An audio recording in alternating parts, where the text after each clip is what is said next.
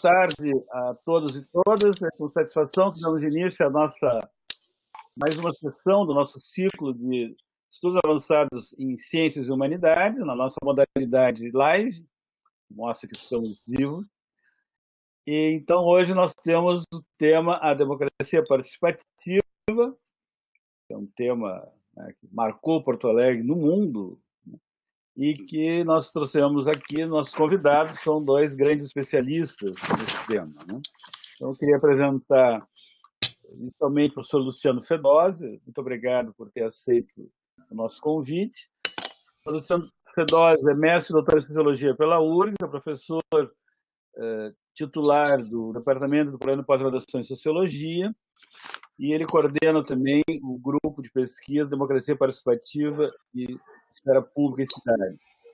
Ele tem vários livros publicados, O Eu e os Outros, Participação e Transformação da Consciência Moral e Cidadania, Observando o Orçamento Participativo de Porto Alegre, Gênese e História do Orçamento Participativo de Porto Alegre e Orçamento Participativo, Reflexões e Experiências, todos eles pela Toma Editorial.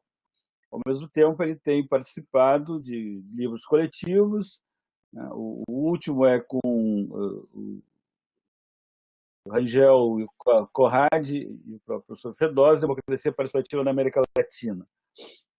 Ele tem trabalhado, então, em Sociologia Política e Urbana, Cidadania, Orçamento Participativo, Sociedade Civil, Cultura Política e Participação Social, Políticas Urbanas. Professor Fedose, é uma honra poder contar com a sua presença hoje. E também gostaria de apresentar o nosso segundo convidado. Eu conheço desde quando ele tinha 5 anos de idade. Tarson Nunes, ele sempre foi rebelde desde aquela época. E é funcionário, é pesquisador da Fundação de Economia e Estatística do Rio Grande do Sul, tem mestrado em Ciência Política e doutorado em Ciência Política pela URGS, tem graduado em História pela URGS, tem trabalhado na área de gestão pública, assessoria de movimentos sociais urbanos, e teve vários cargos nessa linha, foi assessor da CUT, parlamentar na Assembleia, coordenador do Gabinete de Planejamento da Prefeitura Municipal de Porto Alegre, diretor do Departamento de Desenvolvimento Regional do Secretaria de Planejamento do Rio Grande do Sul e coordenou a Assessoria de Cooperação e Relações Internacionais do Gabinete do Governador do Estado de 2011 a 2014. Ele atuou como consultor do Programa de Gestão Urbana para a América Latina e Caribe da ONU Habitat, e também em projetos para o Banco Mundial, também trabalhou para o University College de Londres e para a FAO. Ele tem trabalhado, então, sobre relações internacionais, economia criativa, indústria cultural, participação popular, na gestão pública e orçamento participativo. Professor Tarso, muito agradecido pela sua presença. Então, passo de imediato a palavra ao professor Luciano Fedose. Bem, professor José Vicente, é um prazer, muito obrigado pelo convite por parte do ILEA, e é um prazer também estar participando desse evento junto com o Tarson, por todo o significado que isso tem, né, ao longo do tempo da trajetória que nós vivemos aqui, especialmente no contexto da cidade de Porto Alegre, né? E para nós também do Observatório das Metrópoles, como uma das redes de pesquisadores que faz parte do ILEA, essa é uma atividade muito importante, né? Até porque o Observatório das Metrópoles, como uma rede nacional de pesquisadores, ela tem como um dos seus eixos de pesquisa o tema da gestão democrática das cidades.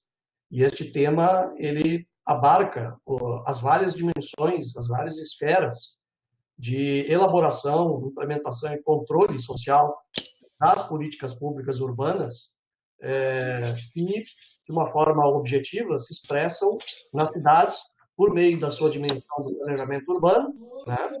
Especificamente dos planos diretores participativos, os conselhos municipais de desenvolvimento urbano e ambiental, ou então os conselhos das cidades, né? No outro eixo também, os vários conselhos de políticas públicas, que são decorrentes de uma legislação nacional, por exemplo, na área da saúde, da educação, da assistência social, enfim, e também decorrentes de iniciativas de atores sociais, sejam eles de movimentos ou de partidos políticos, né? Por exemplo, na área da questão de gênero, a questão da juventude, a questão de idosos, enfim, questão racial, né? E, por outro lado, na experiência brasileira dos últimos 30 anos, quando nós podemos falar de uma redemocratização e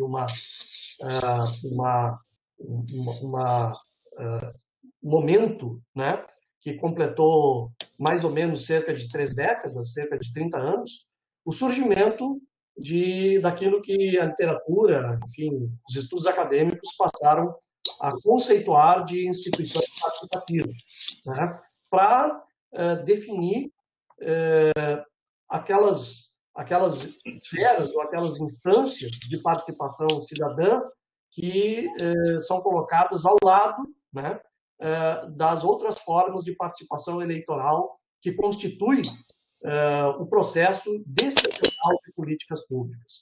Então, no bojo das instituições participativas, que não significam necessariamente ou somente instituições regulamentadas por legislação, né? Peguemos o caso muito emblemático do orçamento participativo de Porto Alegre. Ele não estava regulamentado por uma legislação específica, embora a participação cidadã e a participação no que diz respeito a decisões sobre o orçamento público esteja razoavelmente prevista e possível a partir de outros marcos regulatórios, como a própria lei de responsabilidade fiscal e outros, né? Mas, enfim, eu gostaria de, neste momento, assim, de falar especificamente sobre o caso dos orçamentos participativos no Brasil, me detendo pouco, né, sobre o caso de Porto Alegre. Se houver interesse, podemos até debater sobre isso, mas e falar um pouco dessa questão dos OPs no Brasil a partir de uma pesquisa que nós fizemos e que será publicada provavelmente agora, já na próxima semana, na revista de Sociologia e Política da Universidade Federal do Paraná, né? A partir de alguns dados da Rede Brasileira de Orçamentos Participativos, que não são os dados, digamos, que seriam aqueles ideais, né? São os dados que se tem. E em ciência, muitas vezes, a gente, né, na ausência de recursos específicos, enfim, a gente tem que trabalhar com aquilo que são dados produzidos na realidade que se apresenta, né? Então, são dados que dizem respeito aos orçamentos participativos no Brasil até 2012, especificamente nas gestões municipais de 2009 e 2012, né? Quando ainda havia um movimento nacional de orçamentos participativos no Brasil, organizados por meio da Rede Brasileira de Orçamentos Participativos. Quando eu falo ainda havia, porque isso está praticamente desconstruído, enfim, não há, né, até pela ausência de forma mais substantiva de orçamentos participativos no Brasil. Aliás, esse é um tema, né, para, enfim, debater aqui, mas, enfim, não há mais a situação colocada no país, né? Então, a partir de algumas variáveis que já são conhecidas e que nos estudos, nas pesquisas, que são muito ricas e interessantes, não só de casos específicos de orçamentos participativos, né, onde Porto Alegre se destacou até pela sua importância, ou seja, existem muitos estudos e muito interessantes. Eu acho que a partir de várias intenções, de vários referenciais teóricos, né? Mas, enfim, a partir daquilo que já se tem como acúmulo neste amplo campo de pesquisa nas ciências sociais sobre esta forma específica de instituição participativa, como é o caso dos orçamentos participativos, né? Sem menosprezar ou sem desvalorizar, tanto do ponto de vista social, político e também acadêmico, as outras modalidades de participação em políticas públicas, né? Mas, enfim, sobre essa forma esta instituição participativa com a qual o Brasil se destacou mundialmente, né? Inclusive Porto Alegre se tornou uma referência mundial nesse sentido. E a partir desses dados da Rede Brasileira de OPs, algumas variáveis foram testadas, né? Um trabalho que foi feito juntamente com a professora Marília Pata Ramos, do pós em Sociologia e do pós de Políticas Públicas, e também do professor Fernando Gonçalves, que naquele momento era era doutorando do pós de Sociologia e hoje é professor do Instituto Federal do Rio Grande do Sul. E nós fizemos um estudo a partir desses dados, né, tentando testar algumas variáveis que nos dessem alguns elementos até então pouco explorados, no sentido de compreender melhor ou de tentar explicar melhor o surgimento dos orçamentos participativos, para além um pouco daquelas variáveis que já são mais conhecidas e que já faziam parte dos estudos esses que eu citei, tanto estudos de caso, como alguns estudos de caráter um pouco mais amplo, mais nacional. Quais são essas variáveis um pouco mais conhecidas, digamos assim? A primeira delas é a questão genérica da chamada vontade política, né? Um pouco contestada, enfim, mas eu acho que ela é válida. E no estudo que nós fizemos, ela se mostra altamente relevante para explicar o surgimento e a adoção dos orçamentos participativos pelos municípios, né? A questão do associativismo, ou seja, aí tem vários referenciais teóricos, né? Mas, enfim, os estudos de caso demonstram que municípios, ou então o tecido associativo existente nos municípios, né, eles são relevantes não no sentido de uma relação causal direta, né, mas no sentido de compreender e explicar melhor o processo de adoção dos orçamentos participativos e sua relação estabelecida entre os marcos institucionais do sistema político partidário e do Estado na sua fração municipal e o tecido associativo na forma como ele se apresenta nas realidades municipais, né? Uma terceira variável que também é comumente discutida nesse sentido é a que se denomina como configuração institucional ou desenho institucional. Quer dizer, que diz respeito à questão das regras do jogo, né? Hoje, já com base numa ampla pesquisa sobre os conselhos municipais, também outros conselhos estaduais e até conselhos nacionais, né? Não é o que está em jogo aqui, mas, enfim, uma ampla pesquisa realizada sobre como se apresentam esses conselhos. Quais são as regras do jogo, quem são os atores sociais que participam, enfim, toda uma arquitetura institucional que está feita ao que se denomina de desenho institucional, considerando, né, aí em geral são mobilizadas recursos teóricos, em geral mais afeitos ao neo-institucionalismo histórico ou outros tipos de teorias neo-institucionalistas, né? Mas, de forma muito sintética, é possível dizer que a arquitetura institucional ela é relevante, ela importa, né? Na sua variabilidade. Por exemplo, analisando o perfil social dos participantes dos orçamentos participativos, é possível perceber a diferença desse perfil em relação àqueles atores que participam dos conselhos de políticas públicas, né? Isso nos diz alguma coisa e isso tem servido para análise dos processos participativos.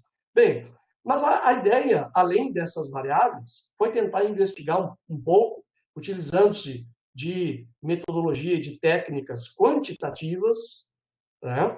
Análise fatorial e também a regressão binária, e aí entra a expertise, né? Tanto da professora Marília como do Fernando,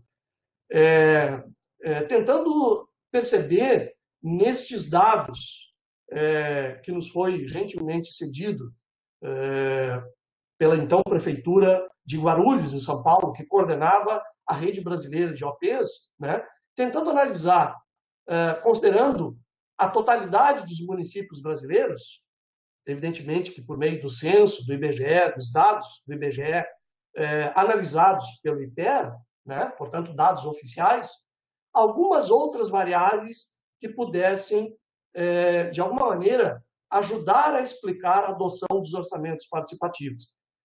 Mas, evidentemente, isso não supõe, né, uma resposta taxativa, estatística, né, no sentido de que, bom, dadas determinadas condições, os municípios irão adotar um orçamento participativo. Não é esta a relação, né? É uma tentativa de se utilizar algum conhecimento na ciência social de maneira generalista ou generalizável, né? Investigando até que ponto algumas variáveis de caráter socioeconômico e político são relevantes para compreender por que alguns municípios adotam orçamentos participativos, ou adotaram, porque isso está fazendo cada vez mais parte do passado da realidade brasileira, né? Há, inclusive, um estudo, por exemplo, do Paulo Spada, inclusive projetou, né, o desaparecimento dos OPs no Brasil, mantidas as condições do estudo que ele fez. E realmente é bastante razoável, né? Enfim, é algo para ser discutido, mas realmente o contexto atual é bastante adverso. Enfim, eu vou me deter, então, em alguns achados deste estudo, né, e que, de alguma maneira, parece que são bastante razoáveis, porque nos dão elementos, digamos, para a gente compreender um pouco melhor esse processo. Bom, o primeiro elemento é a questão da variável regional, né? Quer dizer, considerando aquelas gestões municipais de 2009 e 2012, portanto, já houve uma reconfiguração política e institucional após esse período. O que se pode dizer é que o que se percebeu após esse período, do ponto de vista de poder político, né, ele, de certa maneira, reafirmaria o que vem se encontrando até o presente momento. Tá? Então, eu diria assim que esses dados que são relativos a esta gestão 2009-2012, eles não são totalmente inválidos, porque o que foi apresentado lá, né, a tendência foi de aprofundamento daquelas condições encontradas. Então, em primeiro lugar, a região Nordeste, ela se sobressai nesse sentido, né? Ou seja, orçamentos participativos em municípios da região Nordeste têm uma chance calculada naquele momento, né, mantido tudo constante, de 88% como chances de adoção do orçamento participativo relativamente a outras regiões do Brasil. Isso tem alguma forma, digamos, de explicação na medida em que há uma correlação com outras variáveis. Por exemplo, a questão do perfil político-ideológico analisado do ponto de vista estatístico com essas técnicas de regressão logística, né? Sendo que essa variável eu vou falar em seguida. Então, a região Nordeste, por ela também apresentar, no período anterior, um grande crescimento, um crescimento maior do que as outras regiões, de administrações do PT, do Partido dos Trabalhadores, é muito provável, né, que a região se apresentou como uma chance maior de adoção de orçamentos participativos, né? Tudo aquilo que o Nordeste tem representado do ponto de vista da competição eleitoral, da disputa eleitoral e também de políticas públicas redistributivas, a própria questão do Bolsa Família e etc., né, tem, de alguma forma, estão configurando esse contexto regional no Brasil. A segunda variável, então, que objetiva um pouco mais a noção de vontade política, né? Há toda uma discussão bastante interessante, complexa, e muito mais profunda do que se pode abordar aqui de forma muito rápida, rapidíssima, diz respeito a essa questão de capacidades estatais, né? Projetos políticos, enfim. O que se fez? Se fez uma junção por clusters, né? A partir da literatura acadêmica, no sentido de tentar classificar os partidos políticos em blocos ideológicos, portanto, utilizando-se um referencial acadêmico, no sentido de tentar constituir o que seria o bloco de esquerda, de direita e de centro, né? E, a partir daí, utilizando-se as técnicas estatísticas aqui mencionadas, e é possível perceber, nesse sentido, que, por exemplo, o bloco de partidos considerados de esquerda, né, apresentam quase 800 vezes mais chances de adoção dos orçamentos participativos em relação, por exemplo, ao bloco de direita, né? O bloco de centro seria mais de 200 vezes como possibilidade de adoção dos orçamentos participativos, né? Então, isso é interessante para pensar, digamos assim, essa questão da adoção dos orçamentos participativos, porque, a partir da referência brasileira, e em especial de Porto Alegre, né, houve uma ampliação do leque partidário na adoção dos orçamentos participativos. E este processo se deu também do ponto de vista internacional, né, quando atores que não são só do sistema político partidário, como é o caso do Banco Mundial e outras organizações, passaram também a adotar os orçamentos participativos, evidentemente que não a partir do modelo contra-hegemônico de Porto Alegre, né? Não há tempo aqui para essa discussão sobre o que seria contra-hegemônico e tal, mas há um trabalho acadêmico no sentido de identificar este modelo contra-hegemônico, que hoje não existe mais, ele foi descaracterizado neste processo de desdemocratização do país e de Porto Alegre, né?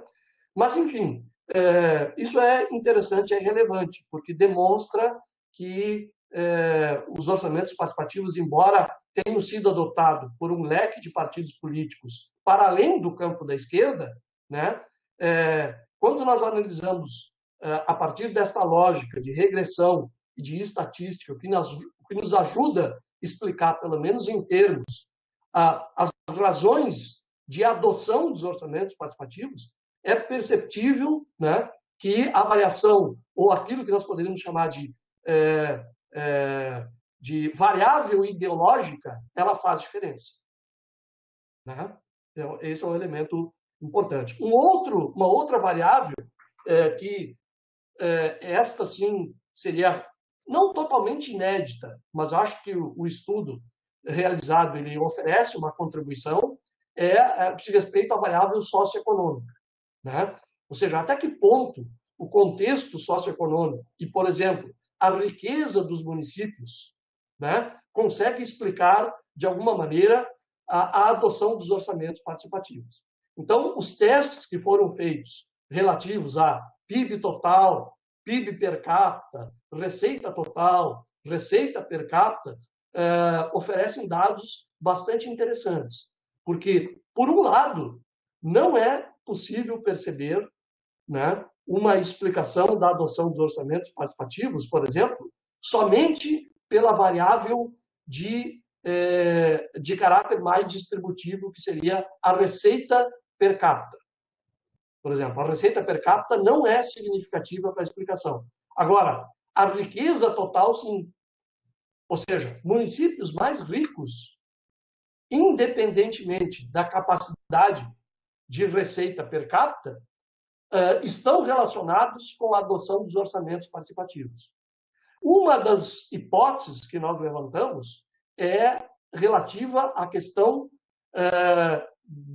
da economia de escala, ou seja, a riqueza de escala, a possibilidade, por exemplo, do município realizar e atender certas demandas, né, que requerem um vulto maior de recursos, por exemplo, de infraestrutura, né, como, inclusive, estudos de orçamentos participativos realizados sobre quais são as principais questões realizadas, né, pelos orçamentos participativos, demonstra, sim, uma parte, né, considerável que é adotada, digamos, no que diz respeito à questão de políticas públicas relativa a saneamento básico, à infraestrutura, né?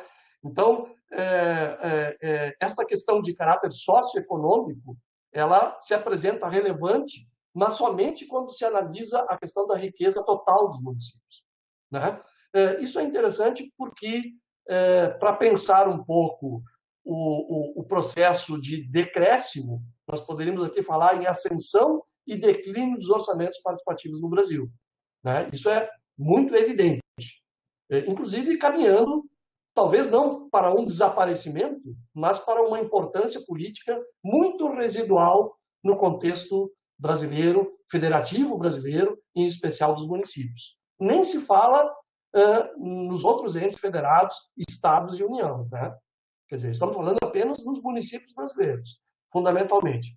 Então, uma questão importante também, revelada, né, é que há uma correlação quando se analisa os municípios pelo Gini. Aí sim, né, não a receita, as receitas per capita, mas a desigualdade presente nos municípios. Estão correlacionadas com a adoção do orçamento participativo, né, dos orçamentos participativos.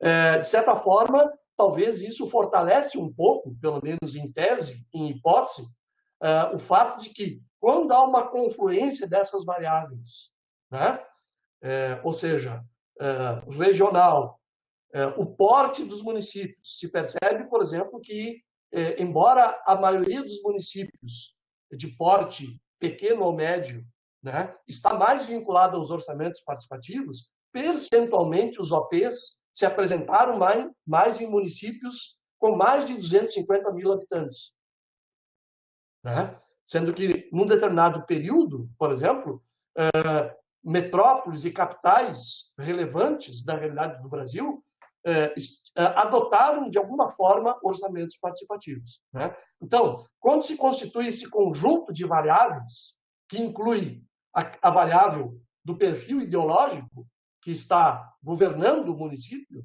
né, é provável que a adoção dos orçamentos participativos cumpram um certo requisito, não só político, né, mas também como uma forma de estabelecer um processo local de certo encaminhamento no sentido de enfrentar o grande quadro de desigualdades sociais que são muito característicos das metrópoles brasileiras, né? Então, esta questão do Gini, né, como eu disse, ele se apresenta como uma variável que está correlacionada com a adoção dos OPs no país, né?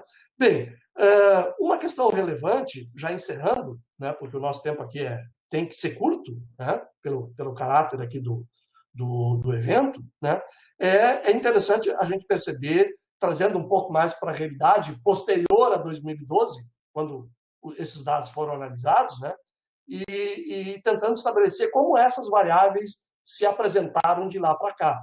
Como eu dizia anteriormente, talvez agora me faça um pouco com maior clareza, né, tanto do ponto de vista das variáveis políticas, né, nessa questão do perfil político-ideológico, como no que diz respeito a essas questões socioeconômicas e federativas, né, elas, de lá para cá, se apresentaram com um quadro que é adverso à adoção de orçamentos participativos como uma instituição participativa ou como uma inovação democrática que tem, não necessariamente, mas tem um potencial redistributivo no que diz respeito à alocação, fundamentalmente, de recursos públicos, né?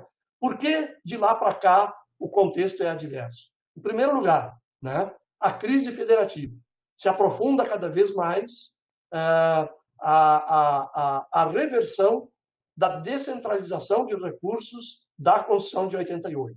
Né? É muito visível a crise dos municípios, a crise das grandes metrópoles no que diz respeito à sua autonomia financeira, no que diz respeito à sua autonomia de gestão de recursos. Né?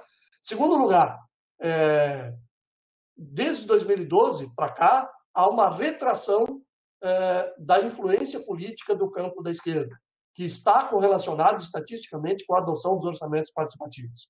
Né? Por exemplo, em 2016, nas últimas eleições municipais, o principal partido do campo da esquerda, que mais está relacionado aos orçamentos participativos, estatisticamente, não é uma questão de juízo moral e nem de juízo político aqui, né?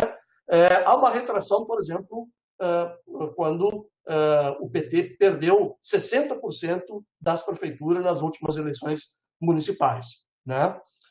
Mais do que isso, já em 2012, né, se apresentava um contexto novo no que diz respeito a esta análise da variável política e ideológica. Por quê? Porque, gradativamente, o próprio PT, como partido majoritário deste campo, passou a não adotar os orçamentos participativos nas suas administrações municipais. Por exemplo, no período de crescimento deste partido nas eleições municipais, que foi até pelo menos aí 1992, nós tínhamos cerca de 23, 24% dos municípios administrados pelo partido que adotavam os orçamentos participativos.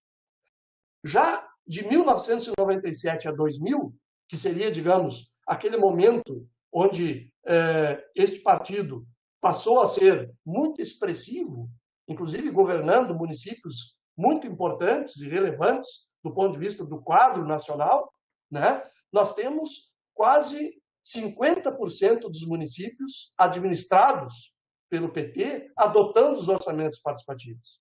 Seria, digamos, o auge da adoção dos OPs pelo campo da esquerda e, em especial, pelo PT. Quase 50% dos municípios adotaram os orçamentos participativos. Já no período posterior, em pleno governo federal do partido, ou seja, em 2013 em diante, Lula passa a governar, né, o Brasil de forma inédita. Enfim, nós temos, paradoxalmente, uma retração da adoção dos orçamentos participativos nas administrações municipais.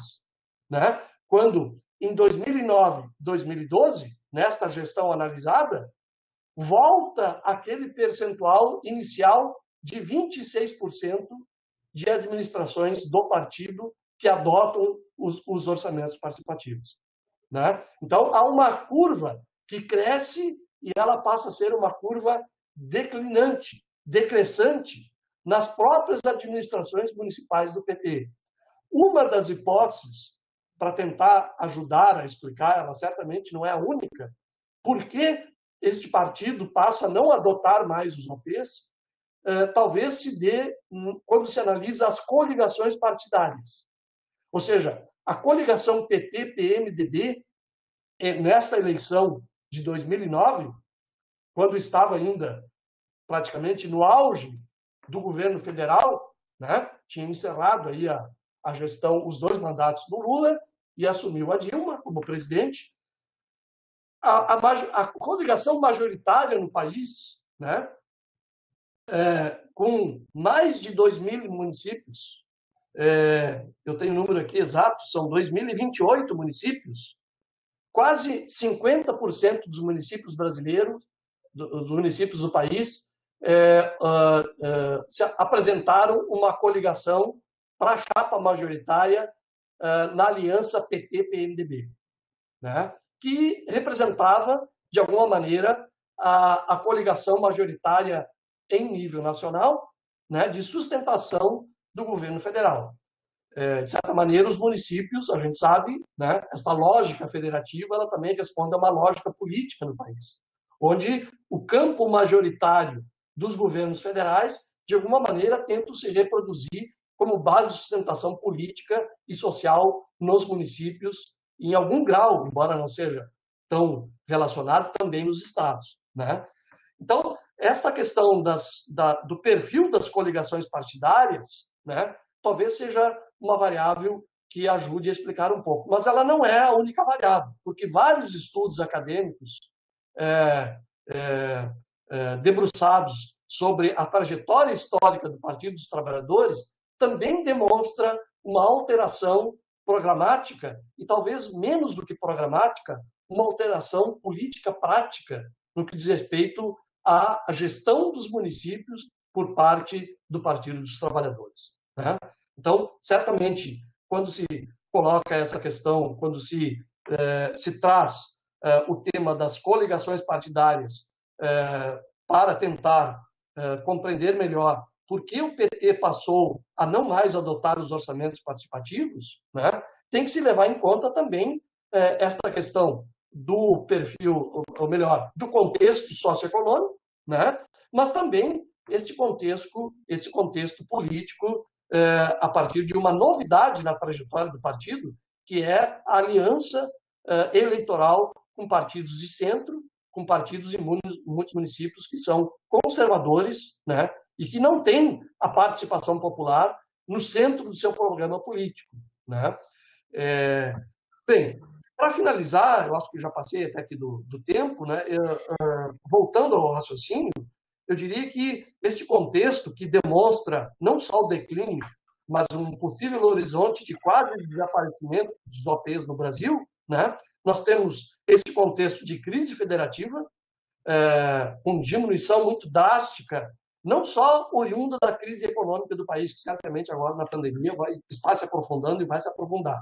Mas antes mesmo disso, né, nós vivemos, isso é bastante conhecido, um processo de reconcentração dos recursos em mãos da União e em detrimento da destinação de recursos públicos para os municípios, que havia sido constituído por ocasião da Constituição de 88. Por outro lado, este declínio da influência do campo da esquerda, do ponto de vista político e eleitoral, né? E, ao mesmo tempo, um novo contexto político nacional de não só, digamos, convívio entre projetos políticos, que, como disse muito bem num texto que é referência para os estudos da participação, da Evelino Danino, que fala na confluência perversa, quando fala na relação entre noções como sociedade civil, Estado, cidadania, né, que faria parte daquele contexto, digamos, até, digamos, 2010, 2013, entre um projeto de caráter mais democratizante, popular, né, no sentido de tentar frear o avanço mundial do neoliberalismo, que, por sua vez, de alguma maneira, ainda dialogava e ainda previa algumas formas de participação para além do processo eleitoral, por meio de políticas focalizadas, né, por meio de projetos, de parcerias, quer dizer, uma série de questões que hoje, com o avanço do autoritarismo no Brasil, em especial, mas também no mundo, né, esse contexto de confluência perversa ele se reconstituiu a partir não de uma confluência perversa, com concepções de mundo, de cidadania, de participação democrática, de possibilidades de disputar políticas públicas diferenciadas, né? Mas se refez a partir do fechamento de espaços de participação. Ou seja, o que nós estamos vivendo no Brasil não é só, e no mundo, mas no Brasil em específico, eu não vou aqui me debruçar mais sobre isso, mas não é só uma possível confluência perversa de formas de participação a partir de projetos distintos, projetos de sociedade, projetos de Estado, projetos, enfim, de democracia diferente, mas sim uma reconfiguração autoritária e a tentativa que se percebe não só do ponto de vista nacional, mas do ponto de vista dos municípios, entre os quais Porto Alegre é evidente, né, com uma tentativa de fechamento e de ataque de uma forma direta, tanto por parte dos executivos, como por parte dos representantes, como é o caso em Porto Alegre, na Câmara de Vereadores, né, embora haja lá uma luta e uma tentativa de resistência, de fechamento desses espaços participativos. Ou seja, um contexto de desdemocratização, né, que reconfigura o cenário político e que constitui esse contexto bastante adverso àquele que nós vimos nos anos 80, nos anos 90 e, em parte, nos anos 2000, que era de ascensão dessas inovações democráticas, dessas inovações participativas, com alguma consequência redistributivista nas políticas públicas. É isso, Zé. Fico por aqui, porque...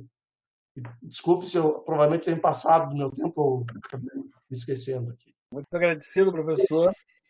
Então, passo a palavra imediatamente ao professor Tarson Nunes. Bom, boa tarde a todos e todas. Eu venho agradecer, primeiro de tudo, o convite do professor Zé Vicente, que nos conhecemos, como ele disse, há bastante tempo, já me pegou no colo e tudo mais.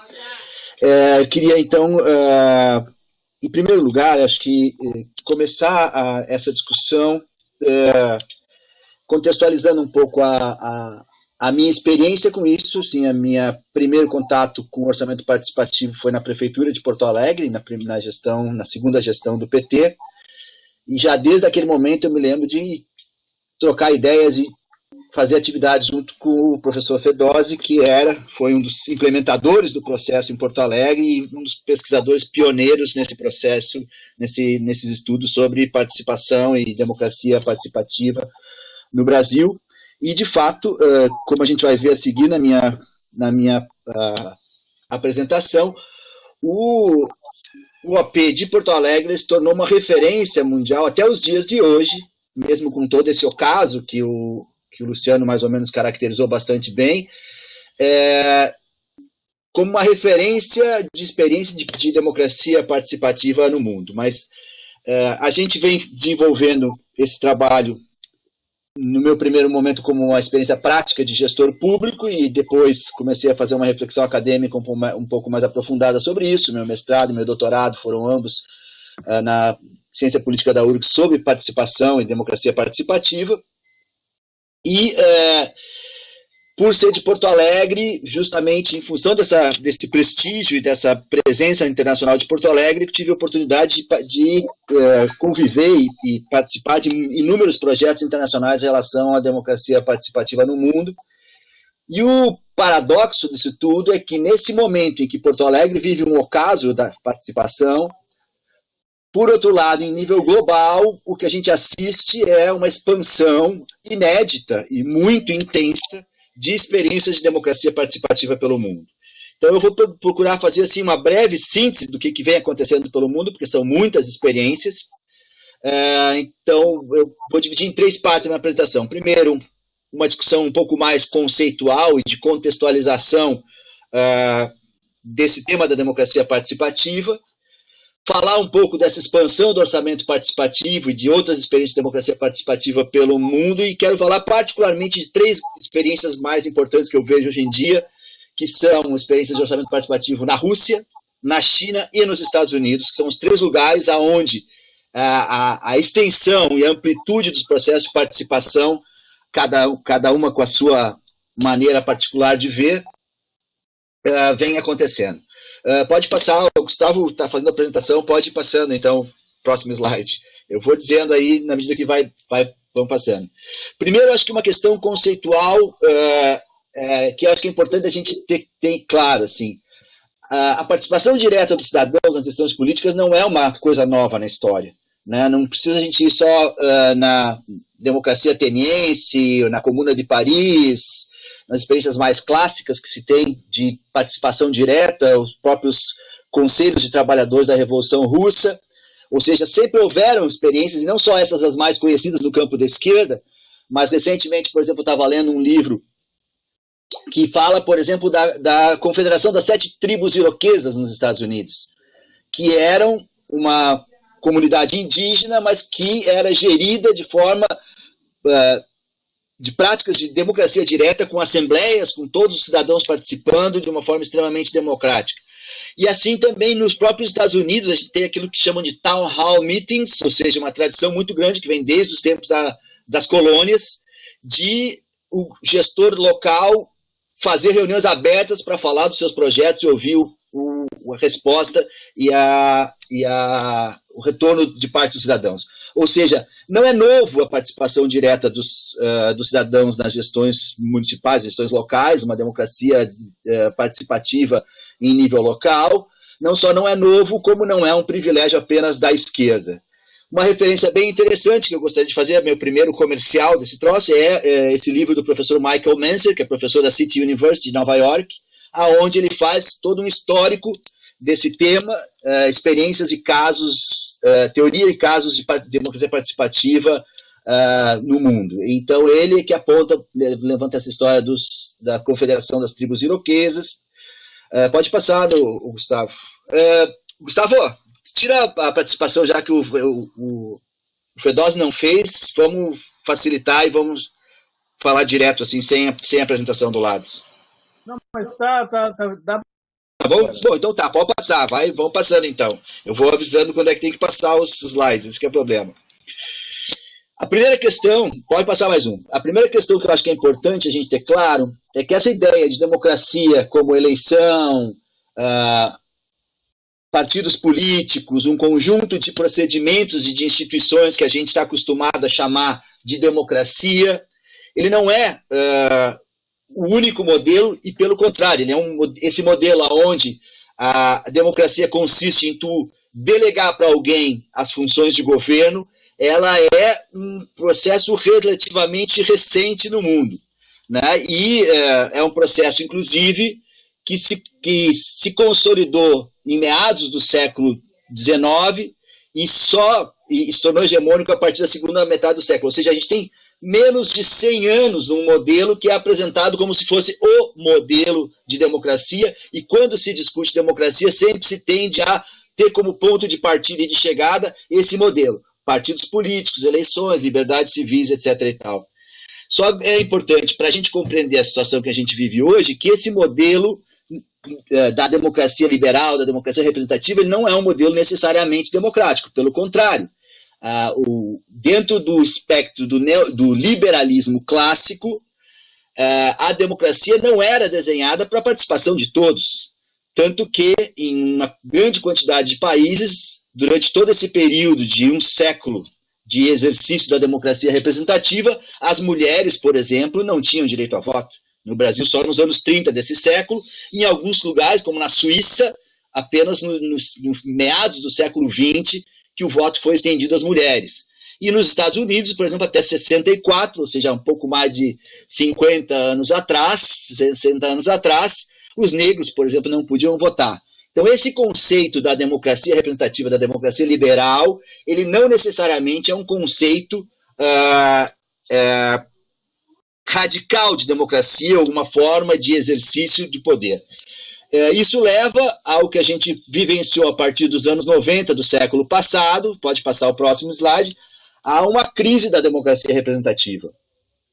Né? A descrença nas instituições, a revolta das pessoas em relação às desigualdades econômicas, ela gerou, de um lado, uma grande crise e protestos que hoje se estendem pelo mundo inteiro. A gente está vendo ali, desde o Occupy Wall Street em 2009, os movimentos em Hong Kong desse ano passado, os movimentos da Bielorrússia hoje, em relação às eleições que recém aconteceram, os movimentos no Chile, ou seja, no mundo inteiro, e os estudos em geral mostram isso, a gente pode pegar os dados do Latino Barômetro e toda e qualquer outra pesquisa de opinião, mostram que está havendo uma erosão constante, contínua,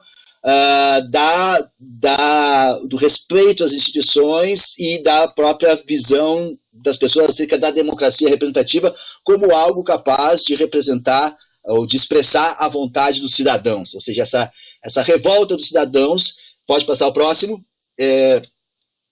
ela, de um lado, se expressa numa grande inquietação em muitos protestos, e de outro se expressa em toda uma consolidação de uma dinâmica, como o professor Fedose colocou muito claramente, de desdemocratização.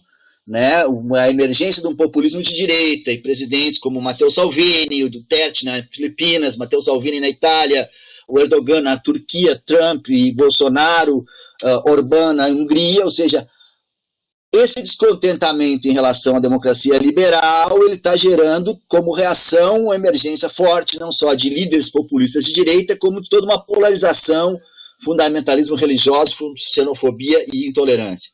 É no seio dessa crise da democracia liberal representativa que surge, então, essa reemergência da participação direta dos cidadãos. Porque são dois caminhos possíveis. Pode passar, Gustavo. São dois caminhos possíveis que se colocam nesse momento em que esse modelo que se consolidou durante o final do século XIX até o final do século XX, de democracia representativa como única expressão da democracia, essa crise ela gera dois caminhos possíveis. De um lado, essa crise se resolver pela supressão da democracia, né, o surgimento de líderes fortes com um discurso antissistema, estabelecendo fortes mecanismos de controle social, baseado no populismo, na xenofobia, na intolerância, na polarização, ou seja, a crise da democracia liberal pode ser resolvida de um lado pela supressão da democracia, ou de outro lado pela ampliação da democracia, ou seja, uma maior participação direta do cidadão nos assuntos públicos e, sobretudo, para uma ampliação da democracia, inclusive para além dos estreitos limites da democracia política, porque no conceito liberal, democracia é algo que existe no campo da política, não existe em outros campos da vida social. A democracia representativa liberal, ela canaliza esse direito de participação do cidadão só para a esfera da política institucional. Ela não existe no campo da empresa, porque isso é um campo privado, ela não existe no campo da família, não existe no campo das relações de gênero, porque no âmbito do liberalismo a democracia é algo que se relaciona somente com a política. Pode passar, Gustavo? Então, assim, como resposta a essa crise, emergem um conjunto de experiências de democracia participativa, quer dizer, descartando do nosso ponto de vista a opção pela direita, que são governos autoritários que vão resolver os problemas em nome do povo.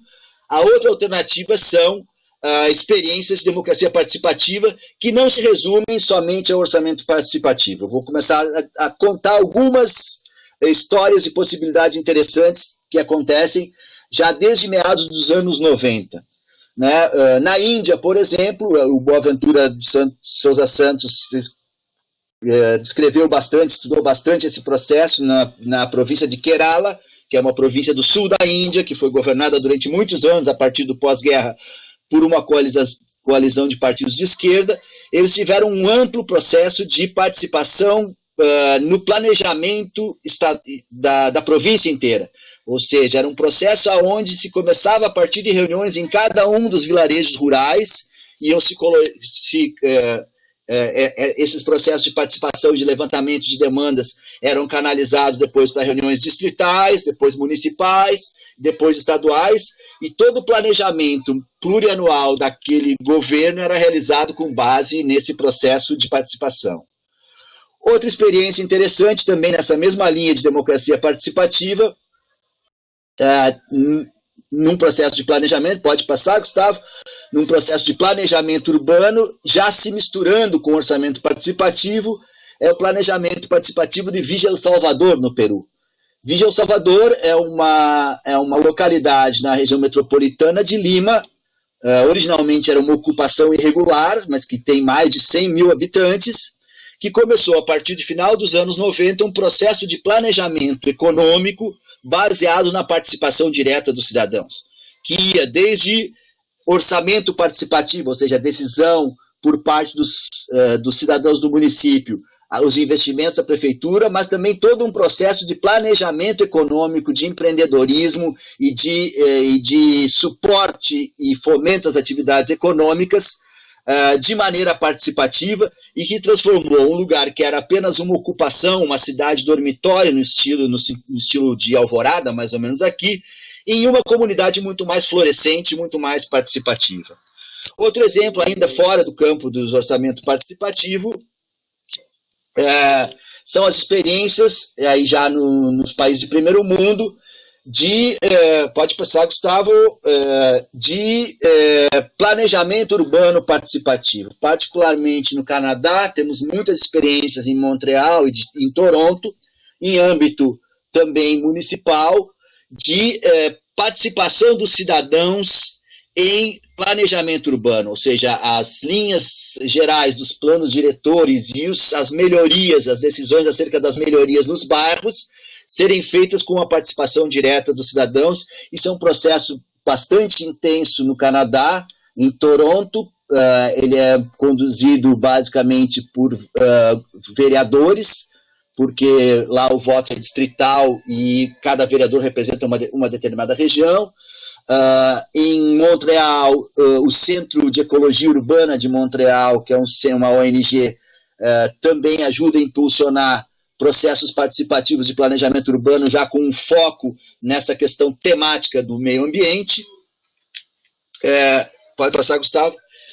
E o que eu acho que é interessante, antes de entrar especificamente nos orçamentos participativos, é que, e aí adotando um pouco essa abordagem do professor Michael Manser, a gente não deve se preocupar com democratizar apenas a esfera da política. É possível também pensar em democratizar outras esferas da vida social, particularmente a esfera econômica.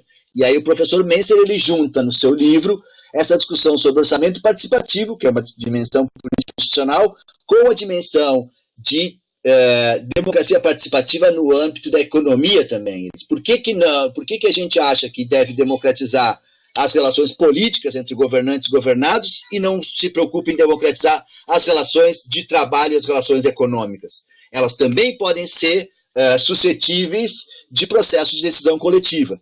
E ele aponta dois casos bem interessantes de democracia econômica, que é, de um lado, o sistema Mondragón, que é um grupo econômico cooperativo, que é um dos maiores grupos econômicos da Espanha. Por exemplo, a maior rede de supermercados da Espanha é gerida por uma cooperativa.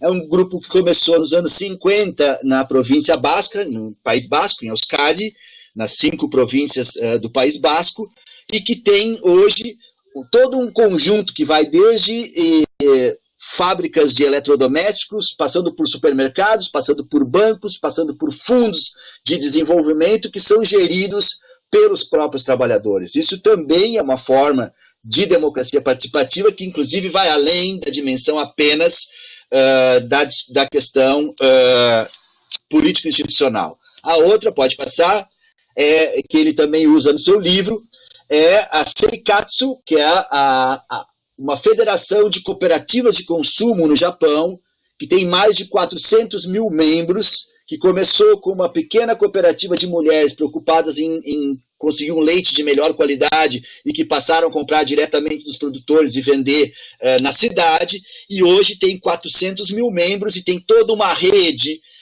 de distribuição e comercialização de alimentos que também é baseada em cooperativas que são mais de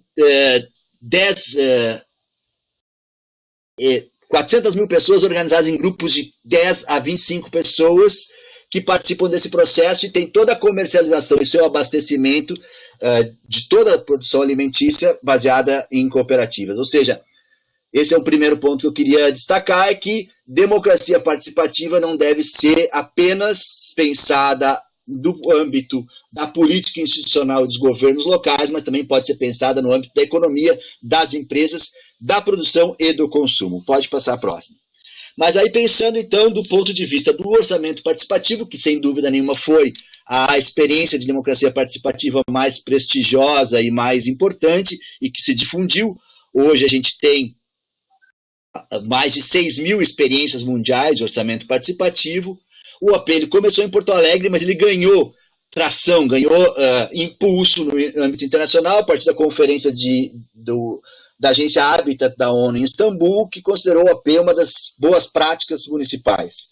E no início dos anos 2000, o Banco Mundial reconhece o processo de participação de Porto Alegre como um exemplo, e até hoje, em muitos lugares, o Banco Mundial financia e apoia e impulsiona projetos de participação cidadã nas decisões dos governos locais.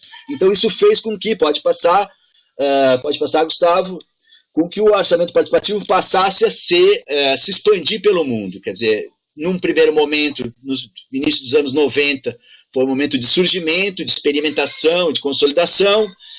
Nos anos 90 até os anos 2000, ele começa a se expandir pelo Brasil e pela América Latina, basicamente a partir de redes de municípios de dimensão nacional, a rede brasileira de OP, que o Luciano já mencionou, tinha uma rede parecida na Argentina, tinha uma rede parecida também no Equador.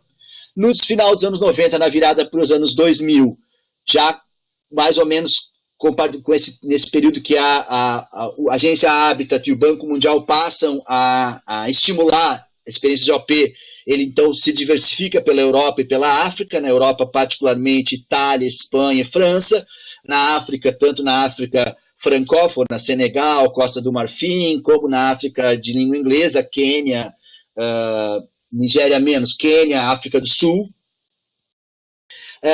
Nos anos 2000 até 2010, esse processo ganha uma dimensão global, basicamente pela entrada de Coreia, hoje Seul, que é a capital da Coreia, já tem uma experiência de mais de 10 anos de orçamento participativo, na China e na Rússia, que começa então a haver um processo de disseminação mais orgânico e mais institucionalizado e, sobretudo, impulsionado por governos nacionais. Nós vamos ver depois mais detalhadamente isso. E agora o período que a gente está vivendo, que é um período de consolidação e de reflexão crítica, de começar a pensar, inclusive essas questões que o Luciano está colocando, de, bom, funcionou mesmo? Por que não tem continuidade? Por que caiu no Brasil? Por que não se sustentou? Quais são os limites e quais são as possibilidades de democratização a partir de experiência de orçamento participativo?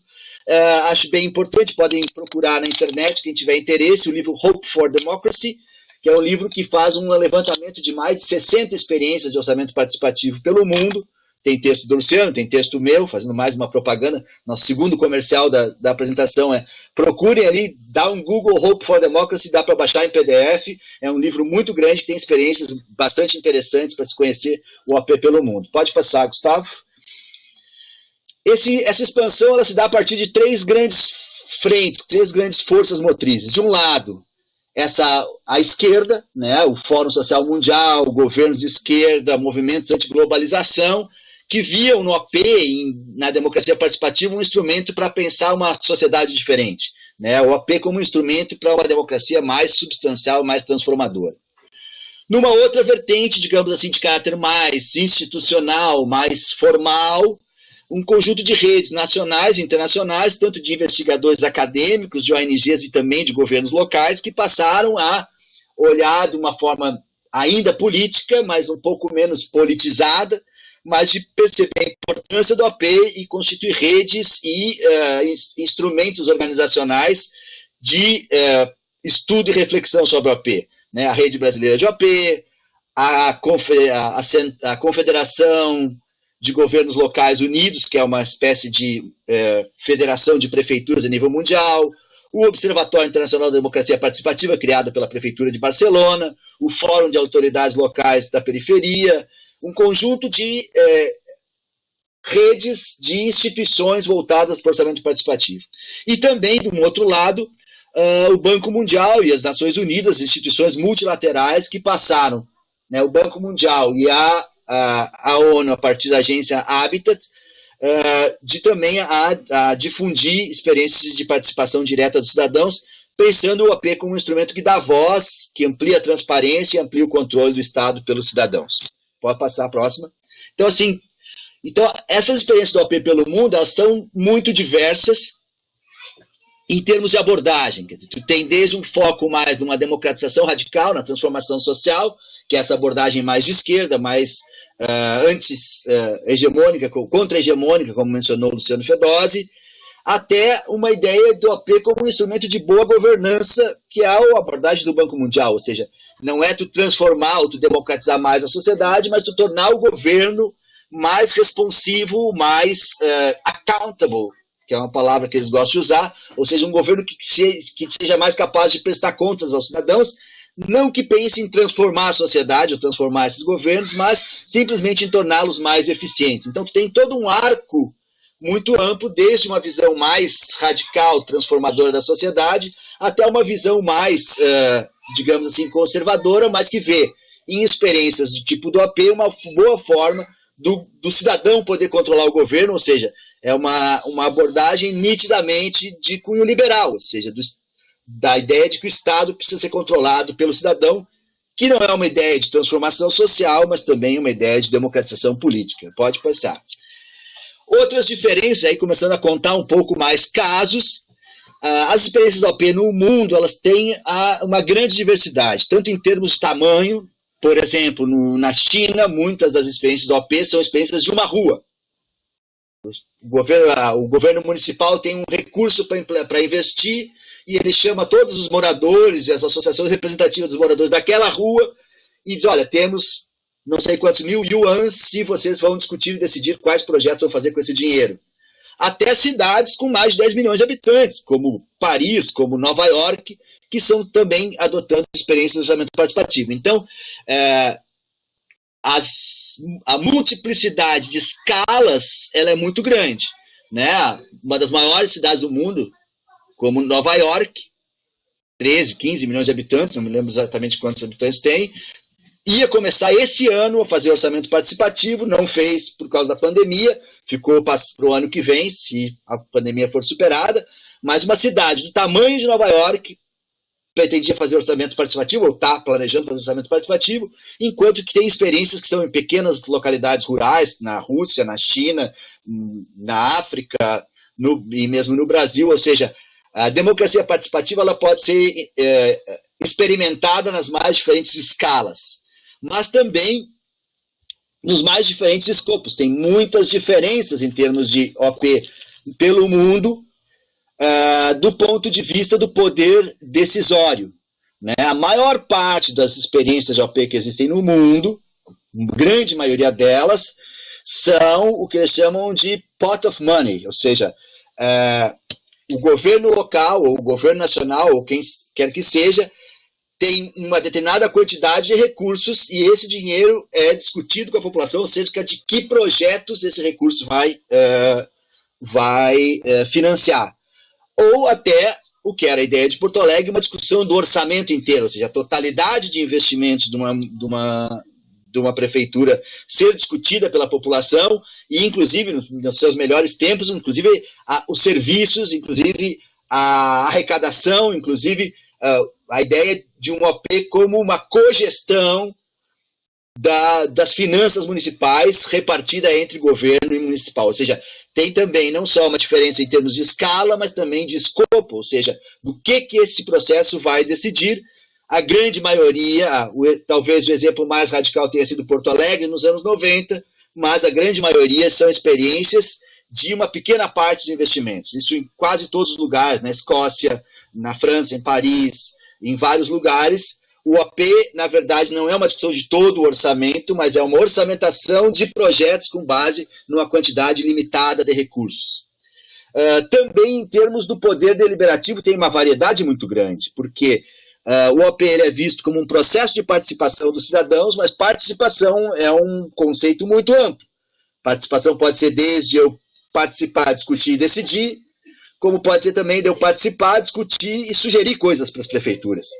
E então tu tem desde processos que são deliberativos e mandatórios, ou seja, eu vou constituir o orçamento público a partir de um processo participativo e o governo vai ter que fazer o que foi decidido, até experiências. Eu assisti uma vez, participando de um seminário da rede alemã de orçamento participativo, o prefeito muito orgulhoso, falando do orçamento participativo na sua cidade, e na mesma mesa estava uma representante da comunidade, e disse, muito bonito, o senhor disse que o orçamento participativo funciona, que lindo, como é que funciona, etc. e tal, mas a gente, no ano passado, decidiu que ia fazer uma piscina pública, o senhor construiu um campo de futebol, ou seja, isso numa cidade chamada Jena, na antiga Alemanha Oriental, ou seja, tu faz todo um processo de discussão, tu ouve o cidadão, mas quem manda mesmo é a Câmara Municipal e o prefeito que decidiu fazer outra coisa.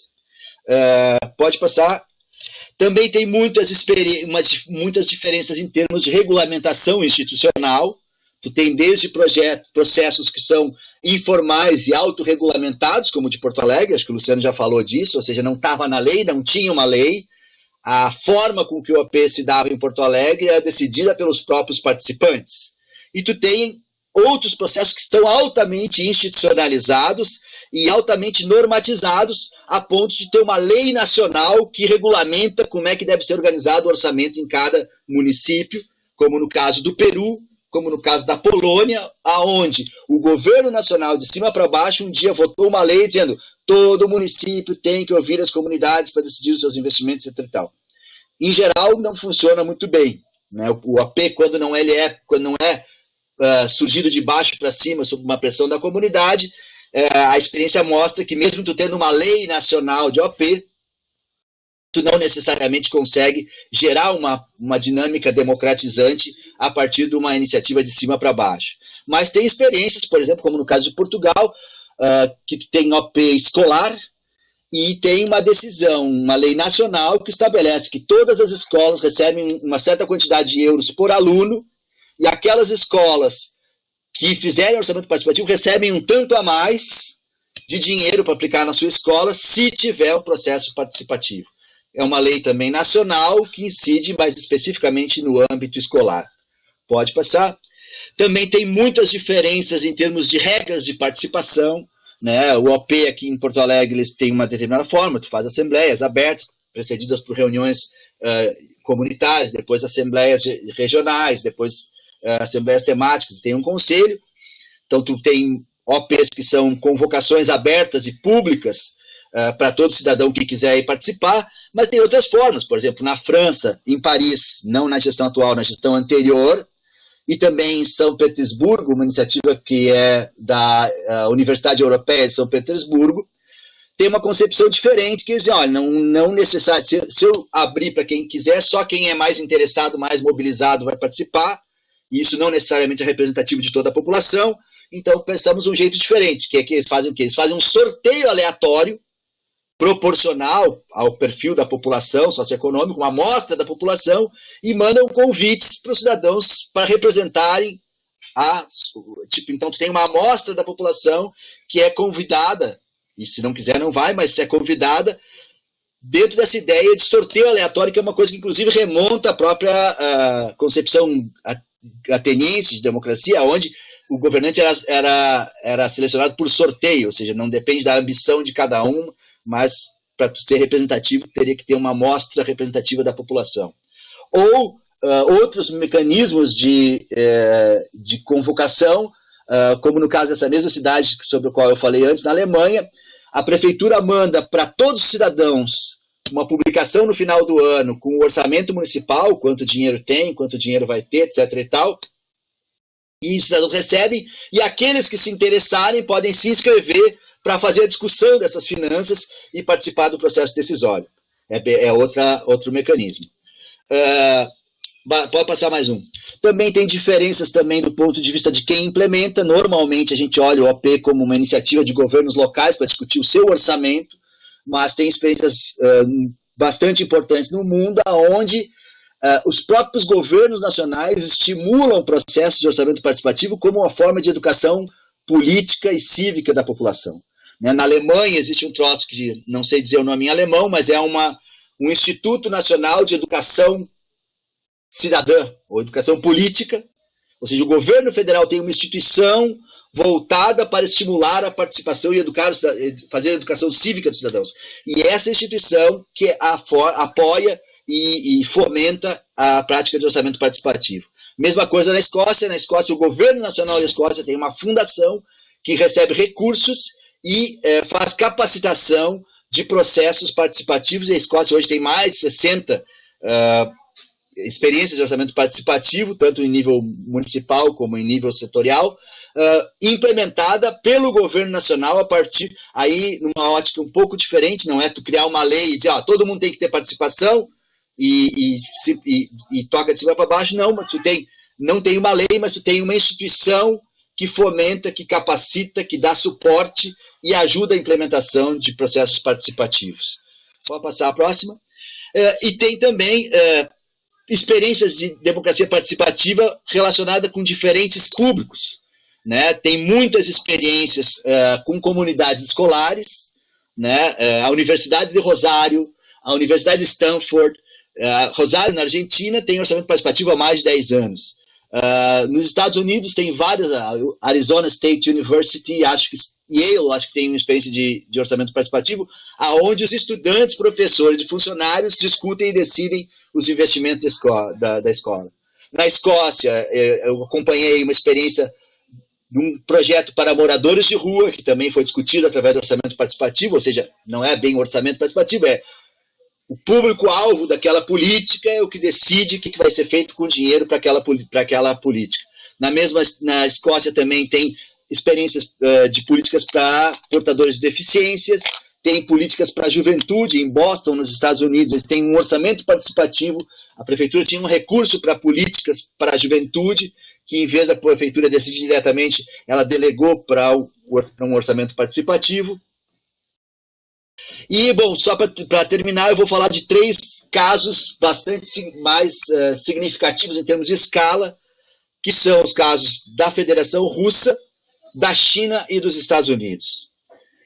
Na Federação Russa é interessante o que eles chamam de Local Initiative Support Program, é um programa do Ministério das Finanças da Federação Russa, em parceria com o Banco Mundial, que aloca recursos nas comunidades, em geral comunidades rurais das várias regiões da Rússia. Diz, eu tenho dinheiro para ti, mas esse dinheiro só pode ser utilizado se ele for utilizado decidido com a população.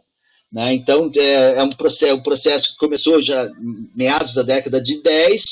Eles têm, só em 2016, mais de 3 mil projetos foram financiados, 445 milhões de rublos, e mais de 5 milhões de pessoas afetadas por esse processo de participação que se dá nas regiões e nos municípios da Rússia. E aí é muito interessante porque, assim, mostra que participação não está necessariamente associada à democratização. Né? O governo russo não é exatamente um governo que preze a democracia nos moldes ocidentais, quer dizer, muitas vezes dissidentes são presos, a imprensa é mais ou menos controlada, tu tem eleições, tu tem uma certa liberdade de imprensa, mas não é uma democracia exatamente dos moldes ocidentais, mas esse mesmo governo que tem alguns componentes autoritários, ele impulsiona a participação dos cidadãos. Por quê? Porque se deram conta, e aí tem a ver com essa discussão da crise da democracia representativa, não é só uma crise da democracia representativa, mas é uma crise de governança mesmo em nível global. E alguns governos que se dão conta de que se tu fizer um processo mais participativo, tu ganha mais legitimidade nas coisas que tu vai fazer, isso é uma variável importante sobre a qual a gente tem que pensar. E na Rússia, é interessante, só para concluir, que eles trabalham, de um lado, esse recurso que o governo aporta para as experiências participativas, mas também uma dimensão de cofinanciamento, ou seja, os próprios beneficiários dos projetos têm que botar pelo menos um recurso adicional de 20% para financiar os projetos numa linha de corresponsabilização, ou seja, eu ganho o direito de opinar, mas eu também tenho que contribuir com aquilo. E o interessante é que, enfim, pode parecer um processo muito limitado e vindo de parte de um governo que não tem uma perspectiva radicalmente democrática, mas, por outro lado, se a gente for considerar o contexto histórico da União Soviética, onde até bem pouco tempo atrás, em termos históricos, tu tinha uma cultura política muito autoritária, muito de cima para baixo, e zero experiência de participação independente da população, não tinha organização da sociedade civil, ou seja, tu começar a ouvir as pessoas, estimular a participação e dar espaço para a sociedade civil é um avanço, sem dúvida nenhuma. A mesma coisa acontece na China, também é um processo impulsionado pelo governo central, é um processo que começou em 2005, e aí é interessante a gente se dar conta, porque a gente tende a olhar as coisas com o nosso olhar, da nossa experiência, e não se dá conta de que as trajetórias e os contextos são muito diferentes. A China, até 2005, não tinha orçamento público. O orçamento era uma coisa que era controlada apenas pelo governo e não prestava conta para ninguém. As pessoas nem sabiam quanto dinheiro o governo tinha. A partir de 2005, no contexto dessas reformas que a China vem fazendo passo a passo, cautelosamente, desde 78, começou uma política de abertura do orçamento público. A reforma do orçamento público, o orçamento passou a ser divulgado para os cidadãos primeiro, depois divulgado para os cidadãos e começou -se a abrir espaços para que os cidadãos possam opinar sobre os orçamentos. Então, na China, eles começaram, e é interessante que tanto no caso da China quanto no caso da Rússia, o elemento inspirador foi Porto Alegre. Uma das primeiras coisas que as autoridades chinesas fizeram foi mandar uma missão em 2006 ao Brasil para conhecer a experiência de orçamento participativo do Brasil, para pensar como é que eles vão fazendo. E os chineses operam muito nessa linha do que eles chamam de atravessar o rio sentindo as pedras. Tu vai botando um pezinho, sente que está firme, e tu vai avançando um pouco mais, e nunca tu tem mudanças radicais, são sempre processos muito cautelosos de experimentação e de construção institucional, e que faz com que hoje na China tu tenha dezenas de experiências, desde aquelas que eu falei, como no âmbito de uma rua apenas, até cidades muito grandes, com mais de 10 milhões de habitantes, fazendo experiências de orçamento participativo nesse aprendizado que para os chineses está no contexto dessas transformações. Quer dizer, eles começaram primeiro por uma reforma da economia, feita de forma muito cautelosa, mas que foi dando resultados e apresentando sucessos, e estão transformando a China na maior potência econômica do mundo. E agora a China vem fazendo esse processo de construção institucional, que é interessante, que é, ao contrário do que imaginavam os ocidentais, que a China abriu a sua economia e ia adotar um modelo que a reforma econômica na China levaria necessariamente a uma reforma política direcionada no sentido da democracia liberal ocidental, e não é nada disso que está acontecendo. Eles estão construindo uma democracia dentro de uma ótica muito particular chinesa, que não é de reproduzir o nosso modelo, mas que implica também em uma participação crescente dos cidadãos no processo político, claro, com muito controle, mas fica evidente para os chineses, e sempre eu estava lendo um estudo de um chinês e um australiano sobre isso, que ele mostra que aqueles governantes locais que adotaram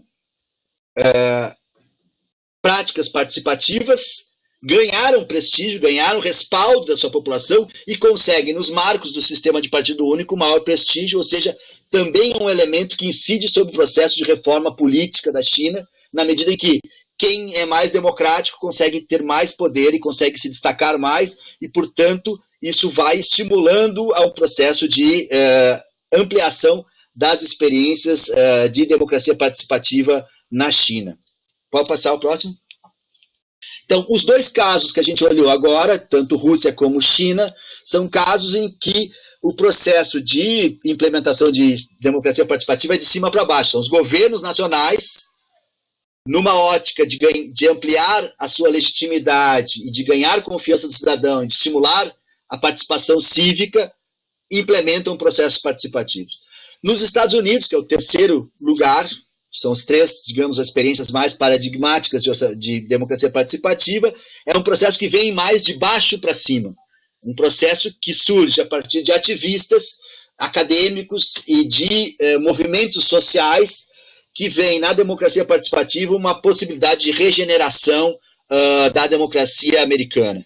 E é muito interessante que esse processo ganhou um impulso muito maior agora no contexto das manifestações contra a violência policial e o racismo, porque já havia uma discussão sobre orçamento participativo nos Estados Unidos, havia muitas iniciativas, particularmente por parte de vereadores, porque lá o voto é distrital, e cada vereador recebe uma vez por ano um recurso da prefeitura para investir no seu bairro, e aí isso começou quando um vereador de Chicago veio ao Fórum Social Mundial em 2005, descobriu o orçamento participativo e começou a implementar na cidade dele, no seu distrito em Chicago.